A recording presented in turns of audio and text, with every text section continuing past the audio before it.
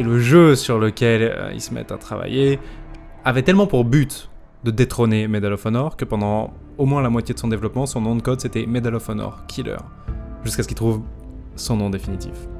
Que vous connaissez probablement. Call of Duty 1 est sorti en 2003 et a instantanément récupéré de meilleures notes dans tous les sites spécialisés que l'épisode de Medal of Honor qui est sorti cette année-là. Des missions extrêmement scénarisées, en escouade, avec un énorme focus sur la mise en scène, et le but c'est de créer le plus de situations marquantes possible. La toute première mission, on nous parachute dans un village français, et c'est très calme, et on tue un garde, puis 2 gardes, et c'est seulement quand on pose l'antenne que tout implose, qu'il y a les sirènes qui sonnent, les renforts allemands qui arrivent, les alliés qui se parachutent autour de nous, embuscade, maison qui explose, vous voyez, c'est un truc qu'on a déclenché. Il y a 2 trucs dans Call of Duty qui n'étaient pas dans Medal of Honor Allied Assault. Le deuxième truc, ça c'est important, ça va faire beaucoup parler dans les cours d'école, c'est pendant la première heure vous jouez un soldat américain, et puis soudain vous finissez une mission et vous vous retrouvez dans la peau d'un Britannique. Tiens, en parlant de la bataille de Stalingrad d'ailleurs, j'ai fait cette mission quand j'avais 8 ans chez un pote.